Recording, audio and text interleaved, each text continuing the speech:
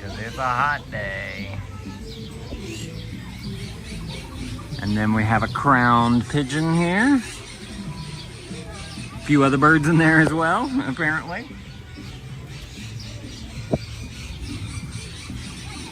And we have Lucas and Lucia. You see him in there? Oh yeah, oh, that's a big boy or girl. I don't know if that's a boy or a girl. Wow. You are ginormous. Ah. So that's the first line of birdhouses here. And then, oh, there's this nice pond over here. A lot of pigeons around here as well, which is fun.